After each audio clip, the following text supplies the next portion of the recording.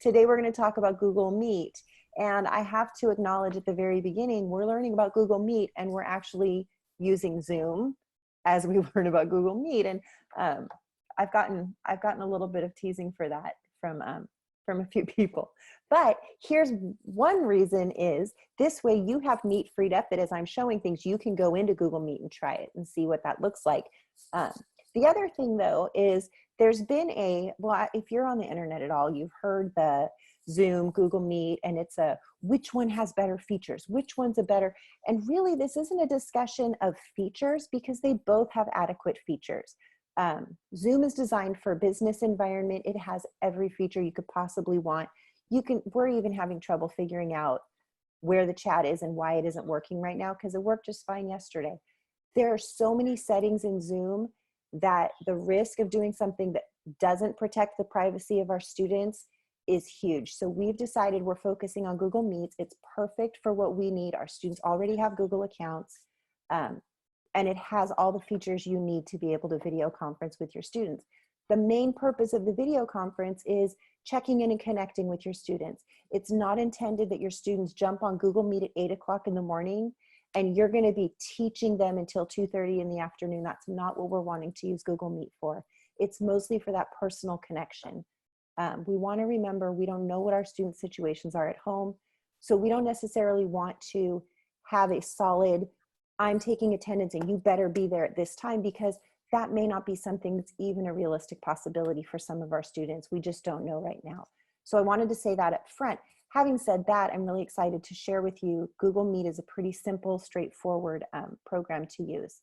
So our goals for today, we're going to talk about how to start a Meet and how to get your students join. And then we're going to discuss quickly a little bit about student behavior. And then I want to share with you a couple Chrome extensions. Those Chrome extensions, obviously they only work on Chrome. So if you're a teacher, they'll work for you. If you're using Chromebooks with your students, it'll work for your students on Chromebooks. It's not going to be for iPads. iPads aren't going to be able to use those Chrome extensions.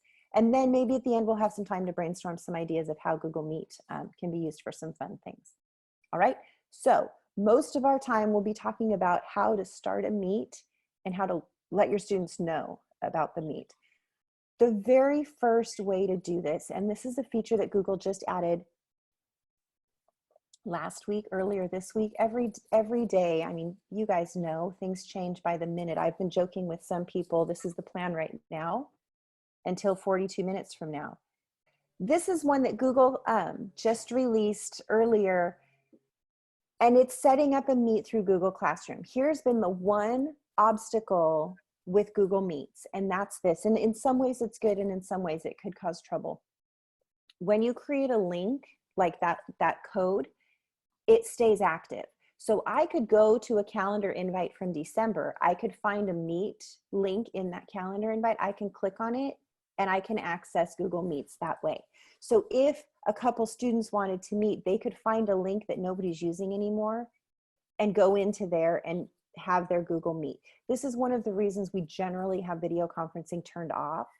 That could be a super good thing. It could be, I'm having trouble with this assignment.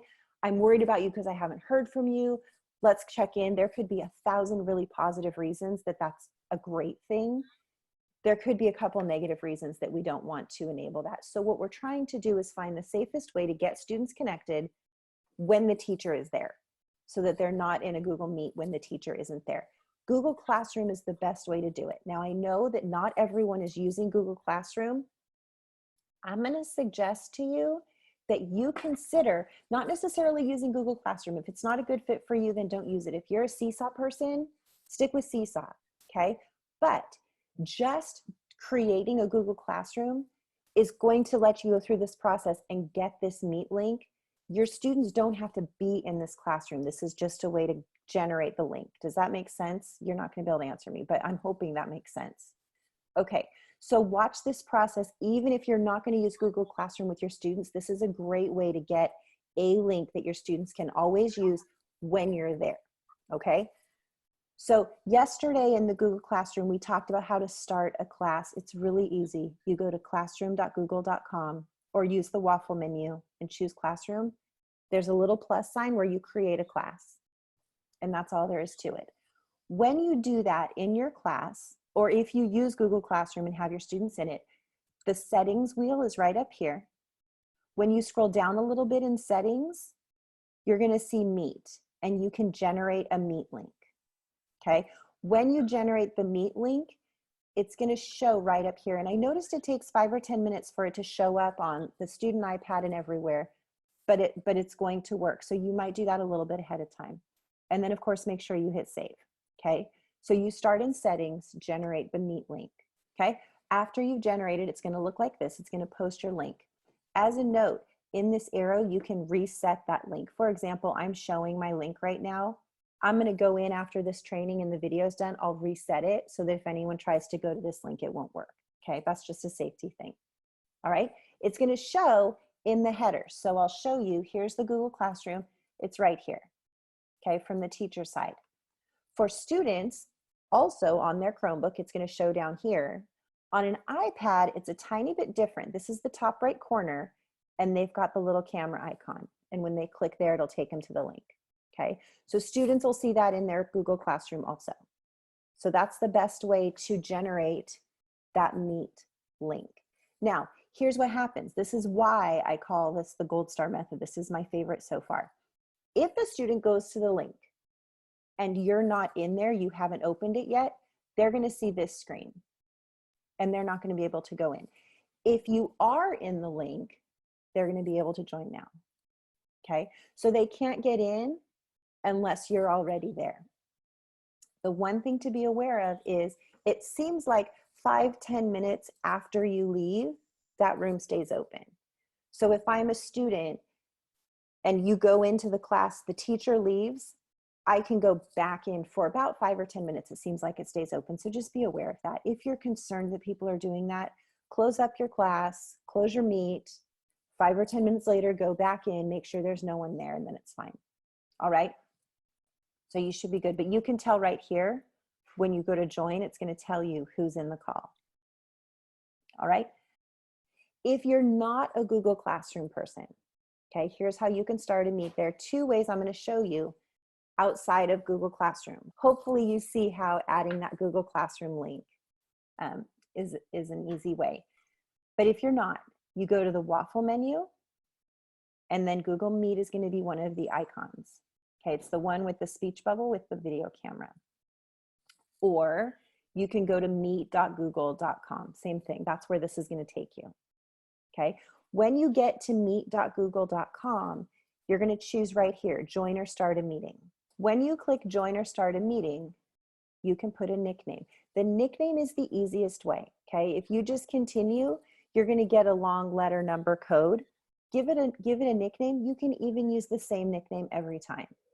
Okay, I like HESD Hoppy Time. That seems to work for me when I'm doing meets.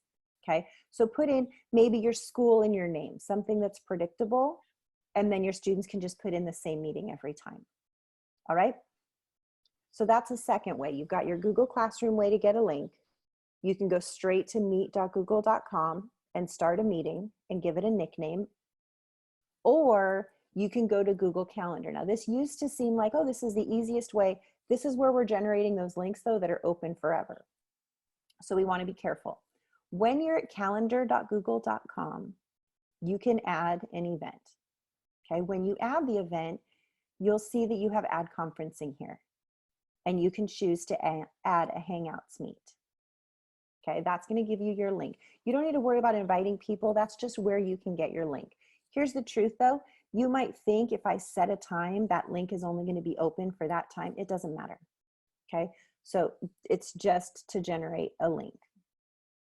It is handy if you're meeting like with other adults. It's handy for everyone to have that same link, as just like the way you found your Zoom link for this. Okay, so that link is always going to be in your calendar details. So this is on a Chromebook or a PC. You've got your link. This is on the iPad. When you open the event details, you've got that link there. All right, so those are our 3 ways to get into Classroom. If you have any questions on that, send Helen a quick email.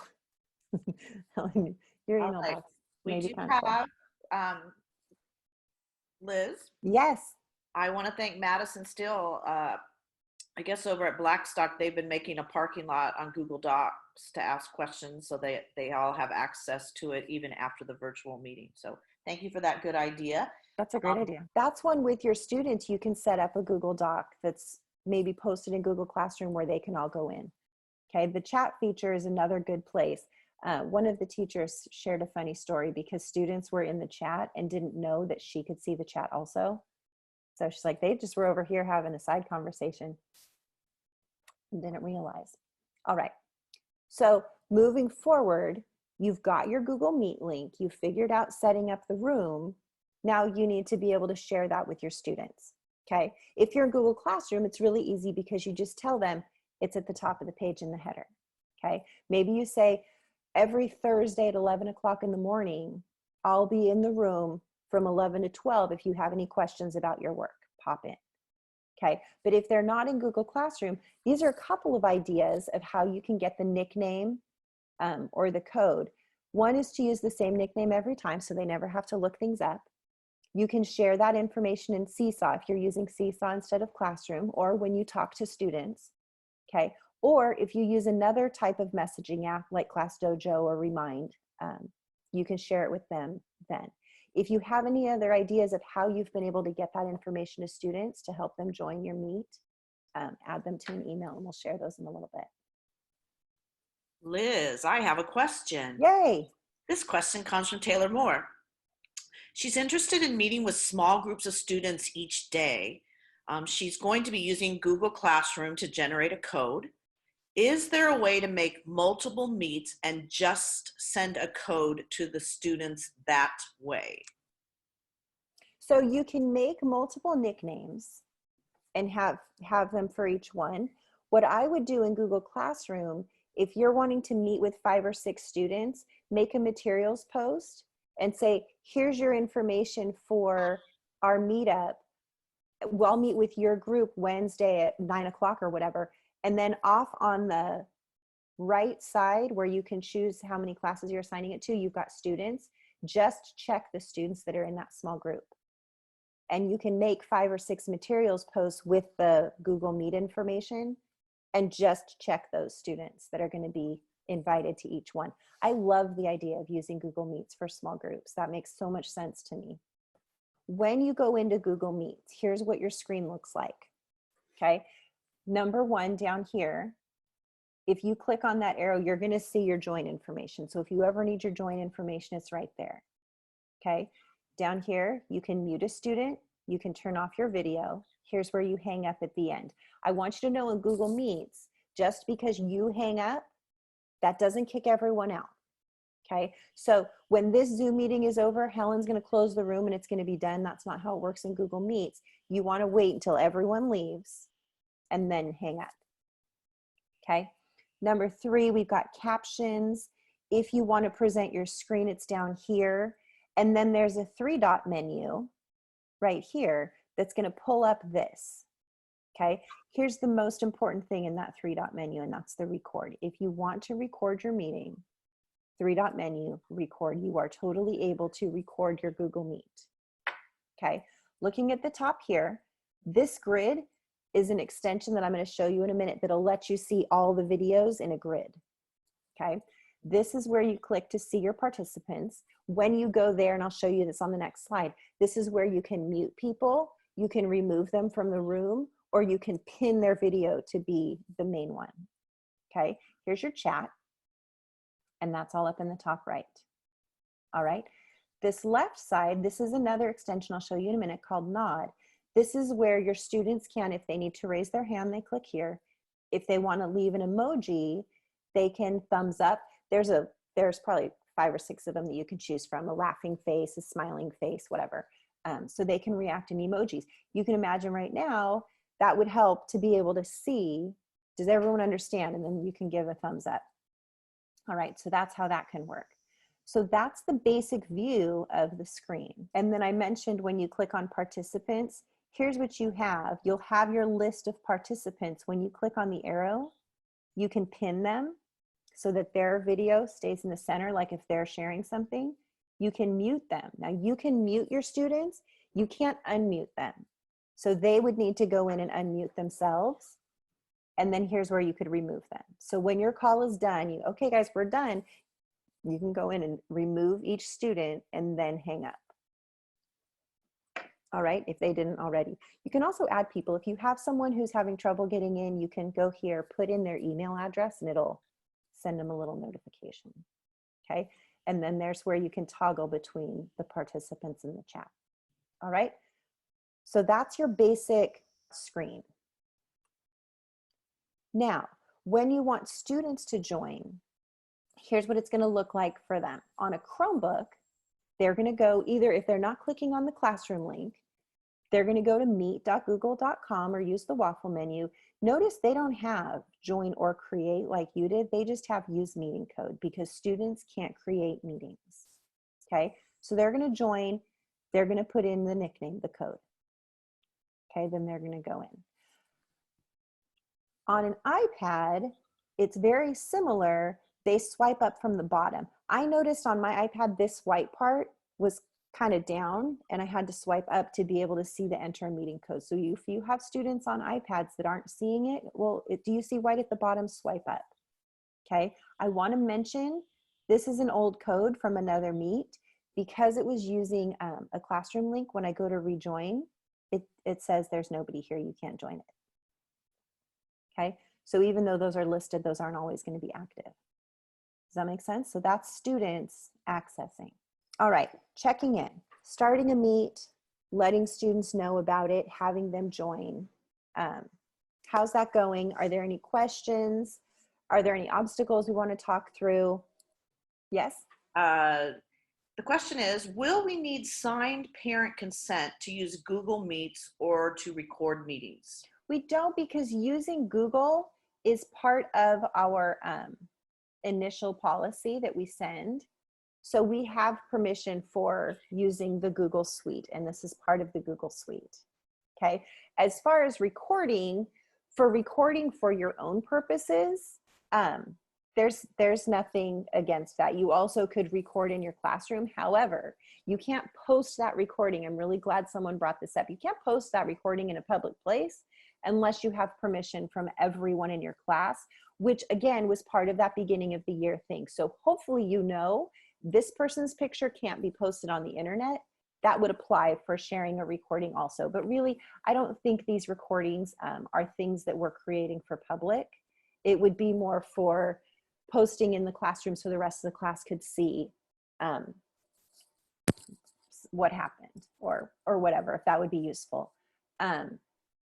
The other thing I wanted to mention, I haven't seen them so much lately, but when people were starting their Zoom, they would take a picture of all the faces in their little Zoom grid or their Meet grid.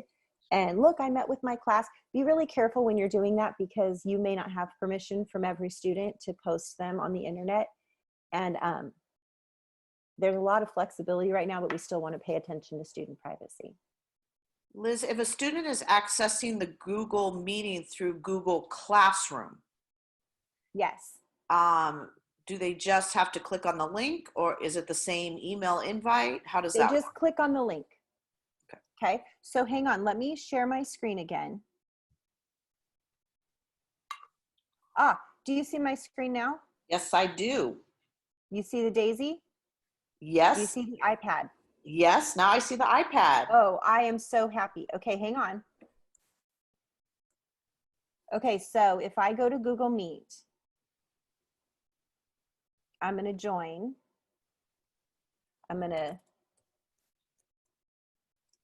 Okay. There we go. So I'm starting.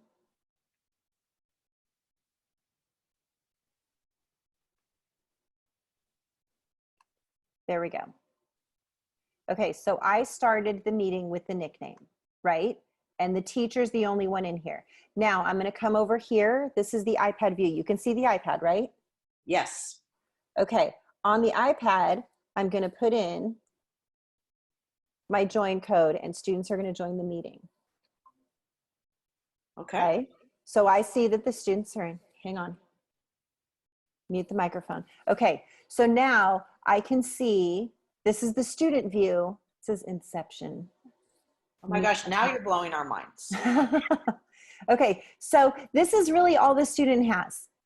They can see, they'll be able to see over here who's in there if anyone has their video on, but they're pretty much just participating. Now, if I tap at the bottom, I see on the iPad, mute, hang up, and no video. This is weird. I'm going to stop that. Okay, so the student iPad doesn't have a lot on it until they tap at the bottom, and those are really their only options. So Okay? Liz, when students are using their iPad, where do they go? So they turn on their iPad, where do they go to find the Meet? Is there an app? The Meet app, yes. Okay. Okay, if Meet, you can see Meet right down here. Okay. If it's not there, it's in self-service. Okay, so when they come into self-service, there it is, right there. Oops. Okay, as an aside, if you are, oh, I'm trying to click on my screen like it's going to work on my iPad. If you have students with iPads, you're going to need to tell parents, they know an app store. They don't know that iPads don't have an app store. It has self-service instead. So this is where they go to update apps. This is where they go to download apps they might not have. You might need to teach them a little bit about that. So step 1, download the Meets app. Step 2, when you open it, it might ask for a sign-in, and students are going to need their Google accounts. Okay, again, Google accounts, if you're a primary teacher and you haven't used the Google accounts before, in Q, you sign into Q like you're taking attendance, and then it's an enrollment, reports, and then VCOE accounts or VCOE passwords by teacher is where you'll get the report that has all that information. So you can get their hsdschools.org accounts. Okay, does that answer the iPad question? Does that help? Yes. Well, okay. Well, yes. Okay. Liz, when you share your screen, are students able to see your face? So the question is, sharing your screen is, or is that for next week's part 2? No, sharing the screen, there really isn't a big part 2 for this. It's pretty much, here's how you use it. Part 1 and 2. Yeah, this and 5, 6, and 7, all of it. No, I would imagine we'll have some kind of troubleshooting, get together and talk through some of the issues people might be having if they are. But when you share your screen, if the student has the videos showing on the side, then they'll be able to still see you. And Liz, someone's asking if there might be a cheat sheet that they could share with students to get them up and running with Google Meet. There is not currently, but I'm not sure how I would create that because there are so many different ways the teachers might choose to do this. Yeah. So I could have a cheat sheet of open your Google Classroom and click on the link, or open the link that I'm not exactly sure how I would create that. I think it's, if someone has an idea for that, feel free to email me because I love working on screenshot guides, but it seems like there's so many different ways teachers could do this. I'm not sure how I would organize that so it wouldn't be confusing. All right, any other questions? There is a question on, let me get to it. Will Liz show how to use present mode? I think that's just present your screen. Is that what we're referring to? It's just the present now button. This brings up a pop-up and says, which screen do you want to present? And you have to click on it and then accept. So we have a question regarding using Google Meet with students versus using Google Zoom. At this time, and so I can answer that question. At this time, the district is only supporting Google Meet with our students. We're still working with Zoom and with that platform as far as the privacy issues and getting it up as far as acceptable use for students in our district. So more to come on that. There'll be more information on that probably within the next week. Liz, do you want to add anything to that? Or just that it might be more than a week. Yes, okay. But you know me, I under exaggerate time and over exaggerate. Okay. So yeah, just for right now, Meet is what we're really encouraging. You don't need to worry about informing your neighbors and your colleagues that they're not allowed to use Zoom, because that's not really what we're going for. But there's been a discussion of, well, which one has more features? And it's not really about features for us as much as it's about student privacy. And so Meet has been a better, there's really no fantastic answer for video conferencing. It's not something we intended that we would be using, but we also didn't intend to close schools. So it's where we are, but Meet is what we're encouraging everyone to use. All right, should we move on? Yes, thank you. Okay, so that's the meat of starting a Google Meet. Sorry, that's the meat. That's a terrible thing to say. That's the gist of starting a Meet, getting your students in. I know that everyone who has tried this has, oh, it didn't work the first time. I couldn't get everyone in. We had trouble getting everybody going in Zoom, mostly us. I think everyone else was fine. It was just me and Helen that had issues. But but we're wanting to not look at the first time I use Meet, all my students are going to be in there and it's going to be just like in the classroom, because that's not a realistic situation. So expect that there are going to be issues. Be calm and ready to, I don't know, try this. 90% of the time that students have trouble, it's because they're not doing something right that's following the directions. I don't know if that shocks you. I was never surprised when my students didn't follow my instructions, but that seems to be most of the challenge, is not knowing how to do something. It really does work pretty consistently.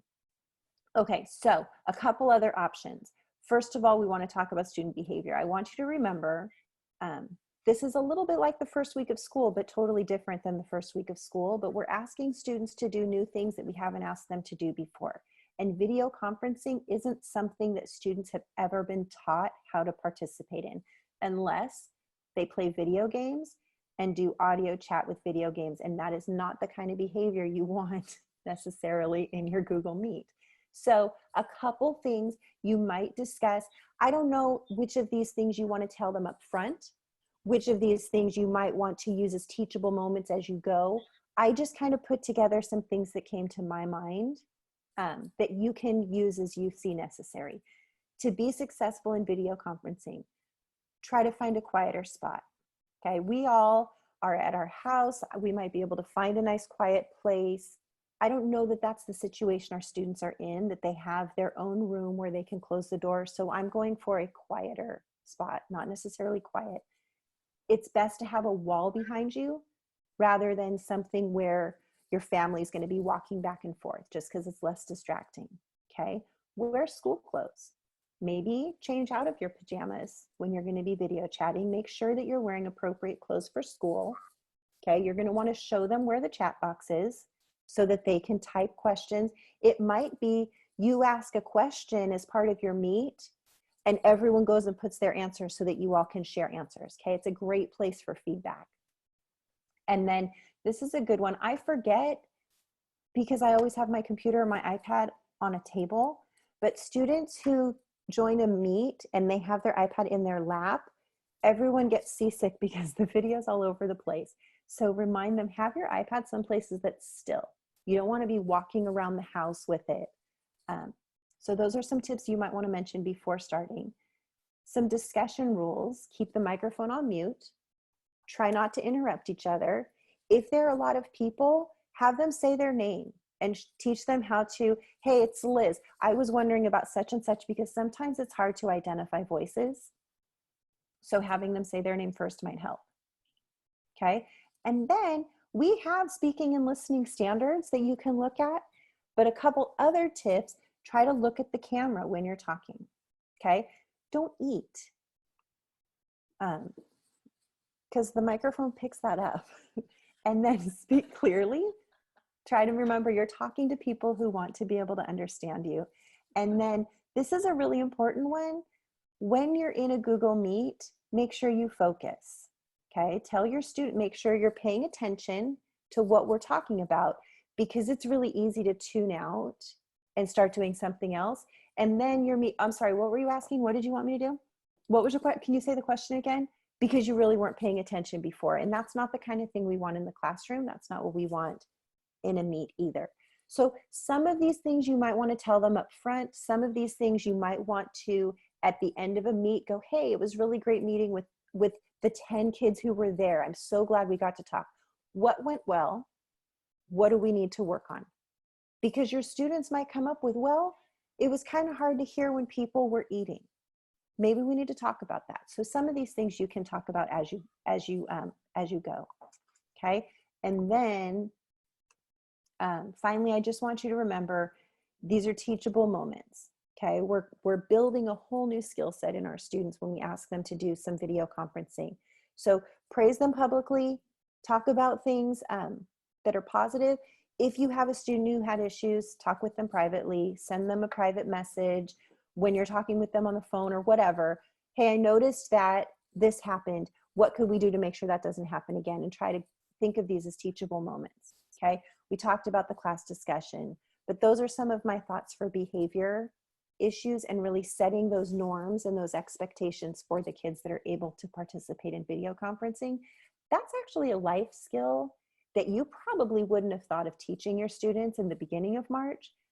But if they can be good communicators in video conferencing, there's a good chance when they go to apply for jobs, there's going to be a video interview as some part of that. So these are actually really decent skills to be exposing our students to. All right. So those were some of my thoughts for behavior. I want to show you a couple Chrome extensions I mentioned earlier.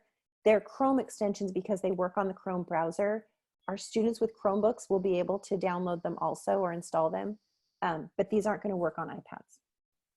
Okay, the first one is called Nod, and I showed you on the screen before this little area right here where they can raise a hand or give the thumbs up.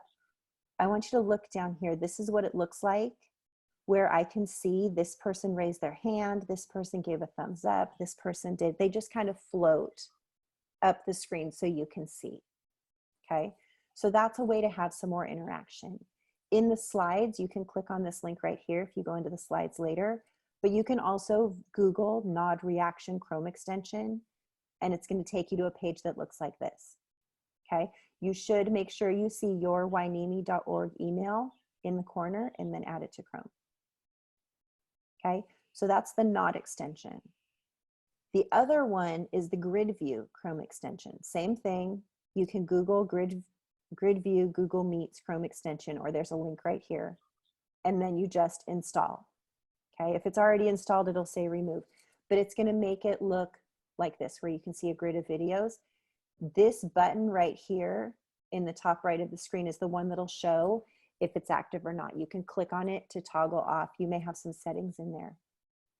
Okay, but Grid View seems to help so you can see all the videos of all the people. All right, so there are two extensions.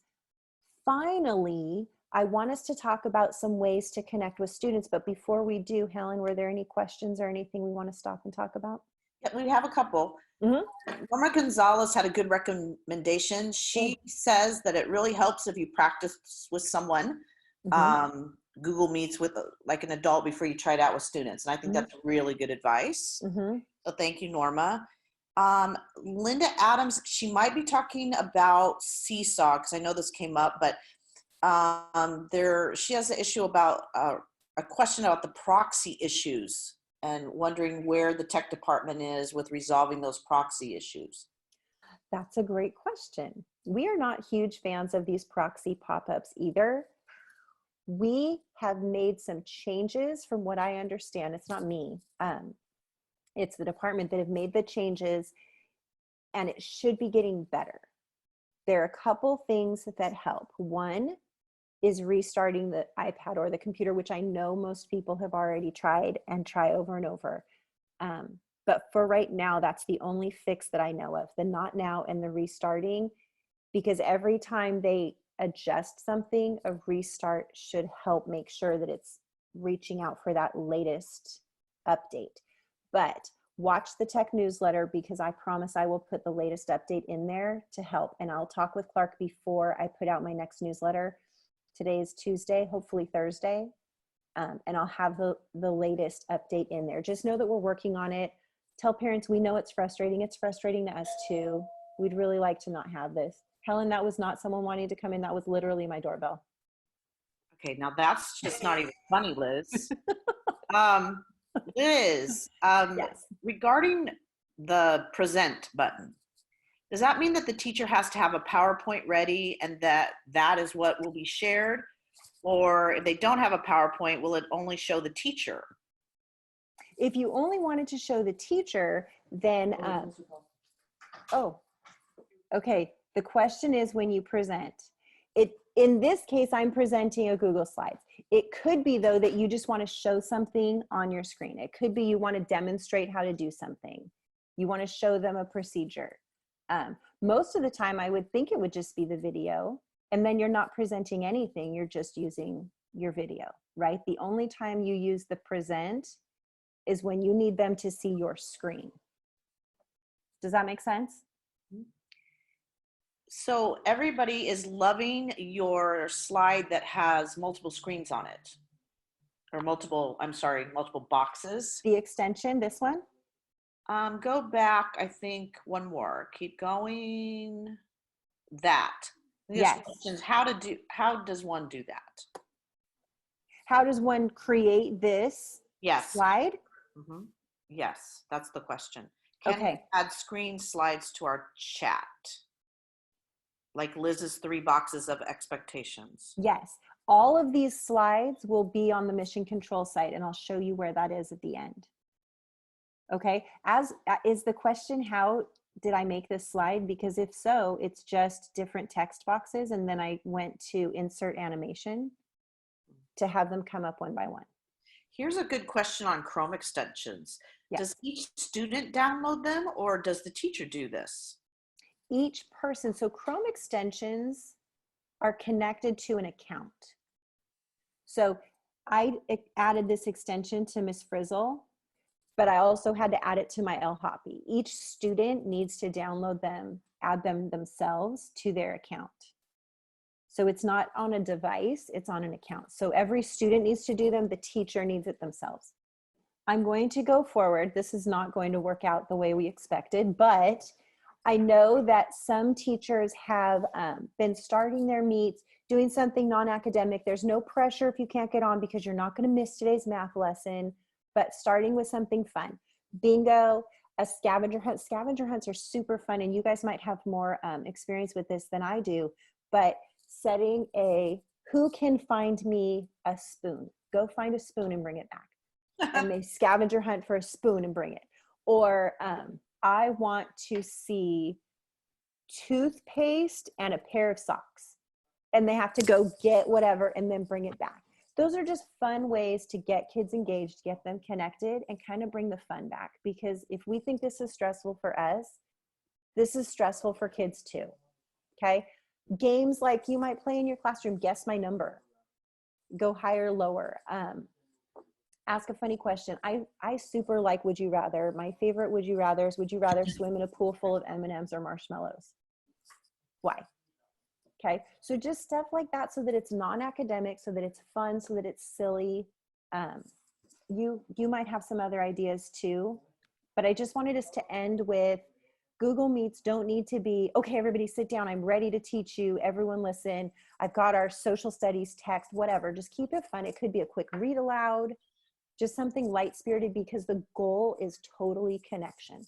Students missing the classroom, missing their friends, giving them that opportunity to connect. All right. Any other emails, Helen? Yes, here's a really good question. Regarding Chrome extensions, normally students can't add them at school. It's blocked or requires a tech ticket. So will they be able to add these, or will it be blocked? Yes, they will, because they have been whitelisted. Okay. So all we do, we go through and we whitelist extensions that students can add, and these two have been given permission to be accessible. So that should work fine. Okay. I appreciate all the good questions, everybody. Thank you so much. Yes. And thank you for being flexible with us on our no chat Zoom meeting. Our chatless Zoom. A chatless. So I just want to close with another idea is to let students help each other. we're so geared as teachers to answer questions. If someone asks a question, I want to answer it. I'm going to find the answer. I'm going to give you the answer. But Google Meets is a time when maybe it's someone saying, I'm having trouble with this activity. Ask your students, who else has an answer to this? Who can figure this out? And give them a chance to talk to each other, because they are probably really craving that connection. And that's what we try to do in the classroom also. So we want to make sure we keep that going. Your goals for today, for the next week: host a meet with your students. Have them interact without any academic outcome, just connecting. I know that a lot of you have probably already done that. Just continue with that, because it really matters. And then I just want to thank you for being a learning teacher, for being a teacher who's learning new things, trying new things, having an open mind. If you feel stress, try to let some of that stress go. I'm trying to recognize in myself, most of the stress I feel is stress that I put on myself. It's not stress that anyone else is putting on me. It's my trying to meet a certain expectation. And when I let that go a little bit, that helps me be a little bit of a better person that's a little more calm and centered. All right. So thanks, everyone. I really appreciate it. If you have any other questions, I know we don't have the chat right now, but you're welcome to email me, and I'll get back to you.